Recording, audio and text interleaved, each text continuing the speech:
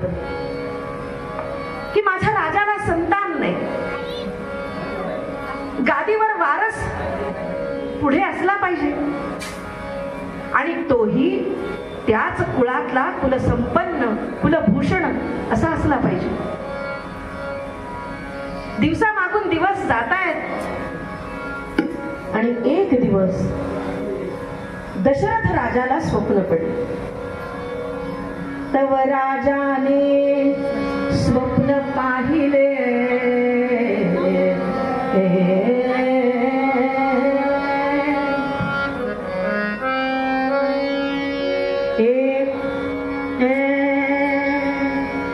दोन पुरुषास त्याने वधिले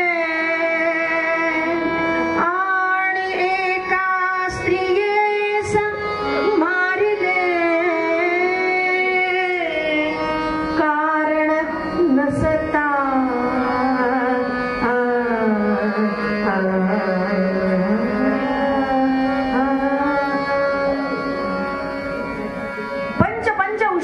ज्याला आपण म्हणतो पहाटेची वेळ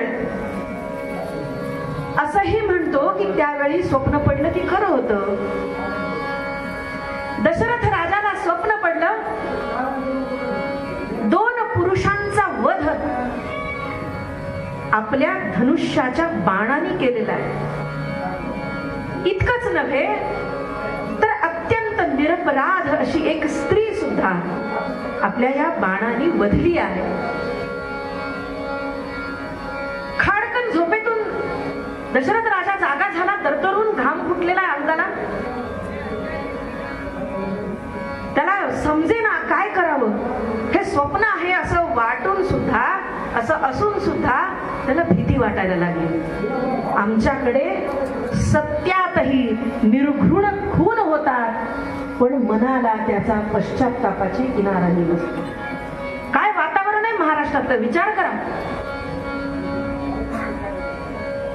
3 वर्षाच्या लेकरावर बलात्कार होतो, 60 वर्षाच्या म्हातारीवर बलात्कार होतो. एका गावच्या सरपंचाला सांगायला लाज वाटते. इतक्या वाईट पद्धतीनं मारलं जातं की सामान्य माणूस इतक्या बिभत्स कृतींची कल्पनाही करू शकत नाही. कुठे जातोय ह्यालाच आपण राक्षसी वृत्ती म्हणतो. हा अनाचार, ही अनागोंदी, हे अधर्म जेव्हा जेव्हा डोकावतं त्या वेळेला धर्माची संस्थापना करण्यासाठी त्यानं यावं, हा नियम आहे आणि आम्ही वाट बघतोय तो येण्याची. दशरथ राजाला आपल्या हातून वध झाल्याचं स्वप्न पडलं आणि त्याला भीती वाटायला लागली. आपल्या आवडत्या राणीच्या महालामध्ये तो सर्वप्रथम गेला. कैकेयी राणी नुकत्याच जाग्या झालेल्या होत्या आणि दशरथ राजांना अगदी सकाळीच आपल्या महालात बघितल्याबरोबर कैकेयी राणीने त्यांचं स्वागत केलं. यावं महाराज, आपण आज प्रभात समयी. होय राणी साहेब, घडलंय तसंच आहे. काय झालं? पहाटे स्वप्न पडलं, माझ्या हातून 3 जणांचा मृत्यू मी माझ्या डोळ्यांनी बघितला. कैकेयी मोठी हुशार होती, विद्वान होती, शूरवीर पराक्रमीही होती. बायका विद्वानही होत्या, शूरवीर पराक्रमीही होत्या. आमच्याकडे जे सांगितलं जातं की बायकांना दाबून ठेवलं वगैरे असं काही नव्हतं. पुरुषांच्याही पेक्षा काकणभर अधिक विद्वान आणि अधिक पराक्रमी असा आमचा ऐतिहासिक वारसा आहे. याचं स्मरण आम्ही पुन्हा केलं पाहिजे या निमित्ताने. आणि पुरुष बायकांचा सल्ला घेत असत हेही इकडून ऐकून ठेवलं पाहिजे. कैकेयीला विचारलं आणि कैकेयीनं तात्काळ उत्तर दिलं, महाराज, आपले कुलोपाध्याय वसिष्ठ मुनी महाराजांना आपण विचारावं की या स्वप्नाचा अर्थ काय आणि याच्यावरती उपाय काय. राणीनं सांगितल्याबरोबर महाराज मुनींच्या आश्रमामध्ये येते झाले. मुनींनी स्वागत केलं. आसन बसायला दिलं, पण दशरथांनी ते आसन बाजूला करून मुनींच्या समोर जमिनीवरती बसण्याचं मान्य केलं. आणि आपल्या कुलोपाध्यायांना, वशिष्ठ मुनींना हे सांगितलं की मुनी महाराज, मला हे स्वप्न पडलं आणि या स्वप्नाचा अर्थ आणि उपाय आपण काही सांगावा. आणि तात्काळ ऋषींनी त्याचं उत्तरही दिलं. म्हणाले, राजा, ही संकटाची चाहूल आहेच. तुझ्या हातून हे घडणार कदाचित असेल, पण याची जर शांत केली तर कदाचित हे टळेल. शांत कशी करायची तर यज्ञ कर आणि 3 श्वापदांना मारून, त्यावेळेला कायद्यामध्ये संमती होती, आता नाही, 3 जंगली श्वापदांना मारून यज्ञामध्ये त्यांची आहुती दे आणि एक यज्ञ कर. सांगितल्याप्रमाणे 12:10 कमी असतं सांग.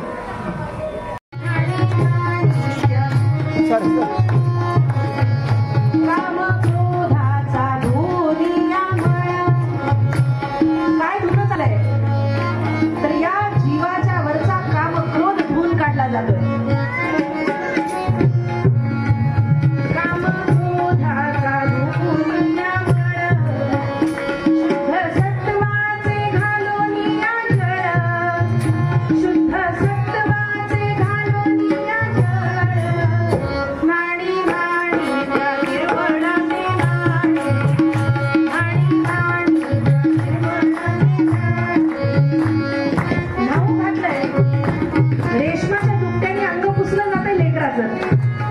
चारही बाळांना तायांनी पायावर घेतलं, पुसलं जात आहे अंग.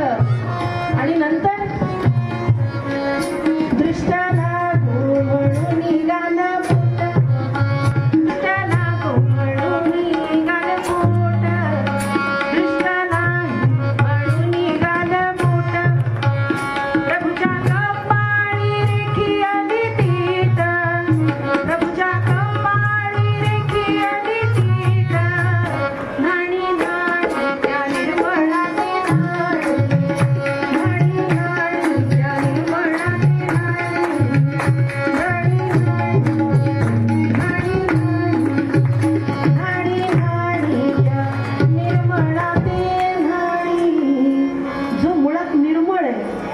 ज्याला कसला लेख नाही, निर्लेप आहे, त्याला न्हाऊ घातलं जात आहे. काम क्रोधाचा मळ बाजूला काढला. प्रत्यक्ष गोदावरी, नर्मदा, गंगा, पंचगंगा त्याच्या पायाशी लोळण घेत आहेत. देवाला दृष्ट लागू नये म्हणून गालबोट लावलेले, तीट लावली कपाळावरती, अष्टगंधाचा टिळा दिलेला आहे. आणि त्यानंतर 3ही राण्यांना बोलवण्यात आलं.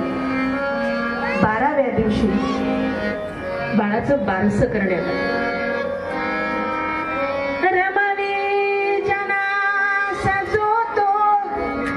म्हणून नाम राम त्याचे, कौशल्याच्या मुलाचं नाव ठेवलं राम. जो माणसांना, जनांना, प्रजेला रमवणारा आहे तो राम.